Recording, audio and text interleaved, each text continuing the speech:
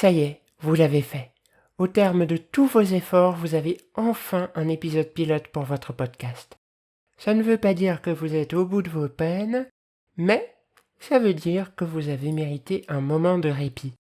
Moment de répit dont nous allons profiter pour aller sur notre hébergeur de podcast de choix. Le mien, c'est vodio.fr, mais si vous souhaitez faire votre propre étude de marché avant de faire votre choix, je vous mettrai un lien en description vers un tableau comparatif entre toutes les offres des principaux hébergeurs de podcasts. Je vais donc aller dans mon compte.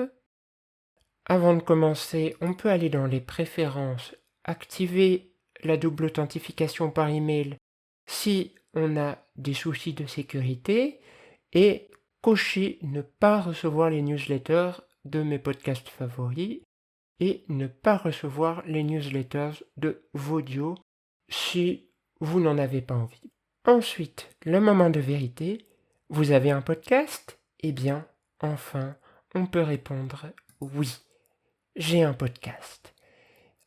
Je crée mon podcast avec Vodio. Comment s'appelle mon podcast ? Eh bien, vous le savez déjà. Quel est mon logo ? Vous le savez déjà. Validé. Lorsqu'on s'inscrit sur Vodio, on doit renseigner une adresse mail. Pourquoi est-ce qu'on nous demande une deuxième adresse mail lorsqu'on crée le podcast ? Tout simplement parce qu'un podcast est intrinsèquement lié à un flux RSS et l'adresse mail que nous allons indiquer ici sera intrinsèquement liée au flux RSS du podcast que nous sommes en train de créer. Il n'est donc pas nécessaire de renseigner la même adresse mail que celle que vous avez utilisée pour vous inscrire, mais sentez-vous libre de la réutiliser si vous ne comptez pas créer un deuxième podcast sur le même compte Vodio. Pour ma part, mon adresse mail est un secret. Concernant les mots-clés du podcast, ces mots-clés seront la manière dont votre podcast sera indexé. C'est-à-dire que, peu importe le titre de votre podcast, si un de vos mots-clés est podcasting, admettons, et que quelqu'un recherche le mot-clé podcasting dans la barre de recherche d'un diffuseur de podcast, eh bien, votre podcast apparaîtra dans les résultats de recherche. Vous pouvez mettre autant de mots-clés que vous le désirez, mais je vous déconseille d'en mettre trop. Chaque mot-clé sera séparé par une virgule et il n'y a pas d'espace à la suite de la virgule. Donc on ne va pas dire podcasting, espace tuto, on va dire podcasting, tuto. À noter qu'un mot-clé peut contenir plusieurs mots. Je pourrais très bien mettre interface, espace audio, et ça ne compte que pour un seul mot-clé. Soyons fous, mettons un quatrième mot-clé, expérimental, voilà, c'est très bien. Et nous pouvons passer à la description. La description de votre podcast s'affichera automatiquement dès que quelqu'un cliquera sur votre podcast dans n'importe quelle plateforme d'hébergement. Il est donc très important d'avoir une description pas trop longue, mais tout de même vendeuse. C'est d'ailleurs tellement important pour moi que je vais m'en tenir aux mots.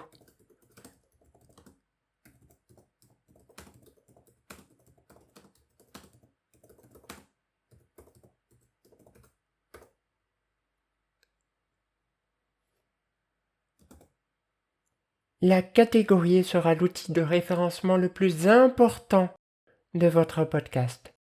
Les catégories sont communes à tous les hébergeurs de podcasts et sont automatiquement traduites dans toutes les langues. Parcourez donc attentivement la liste et sélectionnez ce qui correspond le plus précisément à l'identité de votre podcast.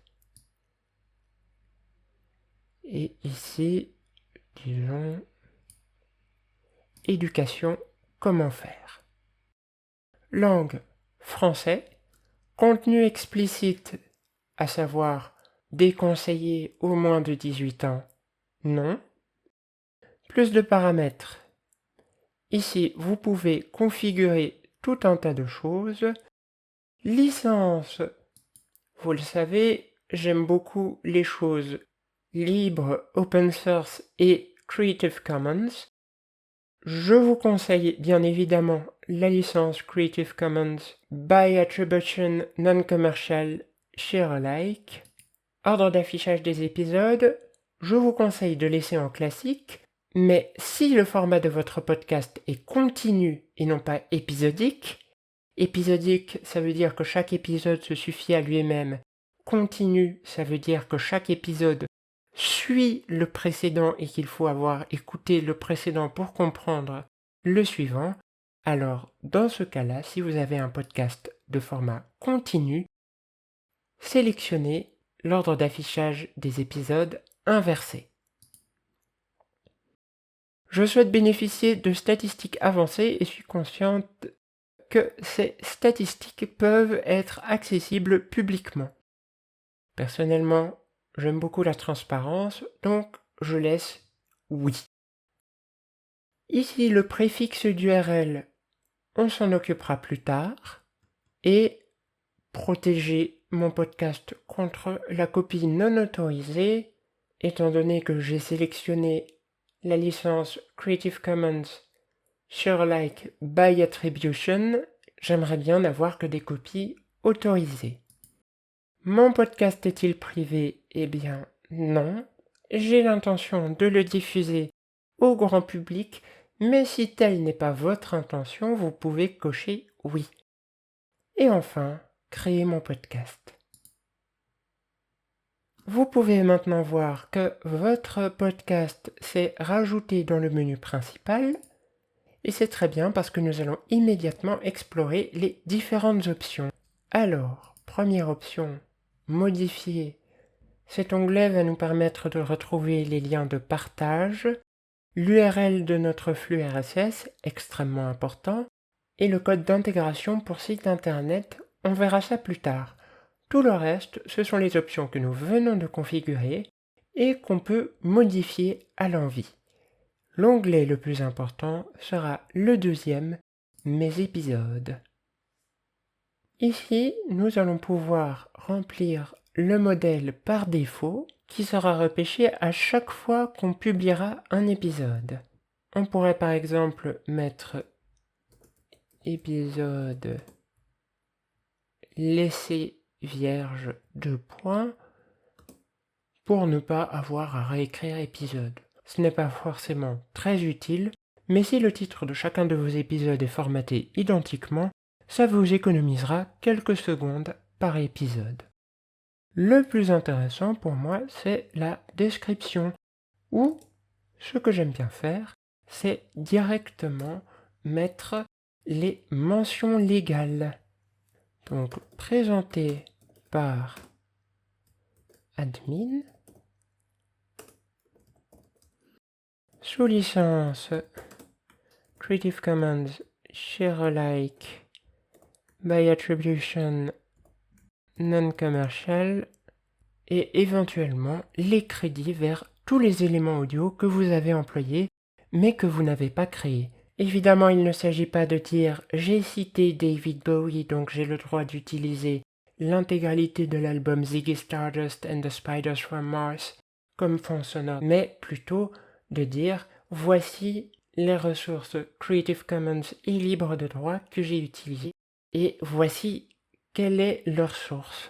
Le haut de la boîte, je l'utilise pour faire la description individuelle de l'épisode et forcément la description individuelle de chaque épisode, je ne vais pas la mettre dans le modèle par défaut de la description.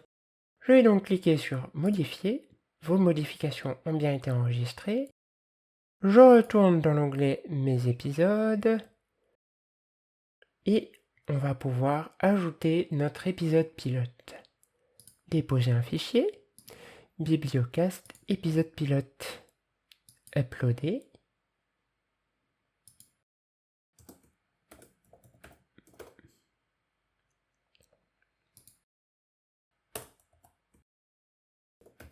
Ceci est un sound check. Ne prenez pas ça au sérieux. Voilà. Mots-clés de votre épisode. Eh bien,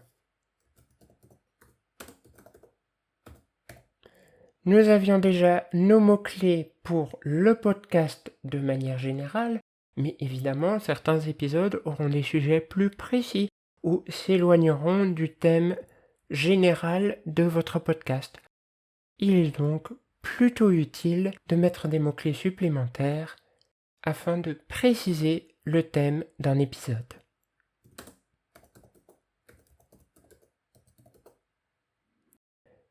Numérotation, je vous invite à faire une numérotation manuelle. D'ailleurs, c'est un épisode pilote, mais dans le cadre des épisodes, je vous invite à faire une numérotation manuelle avec le numéro de saison et le numéro d'épisode. Date de publication, eh bien, je pense que l'ordinateur la connaît mieux que moi. Vignette de l'épisode, par défaut, ce sera le logo de notre podcast. Ici, je n'ai pas de vignette spéciale pour cet épisode-là.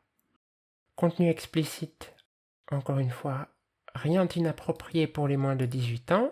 Et si votre podcast fait moins d'une certaine durée, vous allez pouvoir générer une retranscription, ce qui permettra aux personnes en situation de handicap auditif de tout de même avoir accès à votre podcast. Évidemment, s'il y a plusieurs interlocuteurs, il va falloir indiquer qui parle à chaque fois et il va aussi falloir éventuellement corriger la ponctuation, mais aussi recombiner les phrases qui s'étalent sur plusieurs lignes, sans quoi la retranscription risque de ne pas être claire du tout. L'intérêt de la retranscription automatique est simplement de vous économiser du temps à écouter et à taper tous les mots. Une fois que les mots sont tapés, et ils ne seront pas toujours générés parfaitement, il faudra aussi corriger certains mots, mais une fois que tous les mots auront été tapés à votre place, c'est à vous de mettre en forme la retranscription.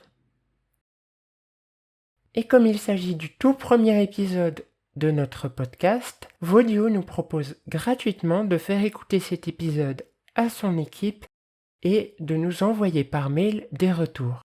Ce sont, à mon sens, des retours assez utiles et assez pertinents, puisque venant de personnes spécialisées dans le milieu du podcast, qui savent donc probablement mieux que vous ce qui plaira à l'audience.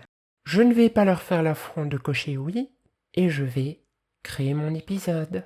Voilà, nous avons à présent notre épisode pilote qui est créé. On a accès à un lien de partage, à un lien d'intégration. Nous pouvons convertir l'épisode pilote en vidéo automatiquement sans avoir à passer par un logiciel de montage.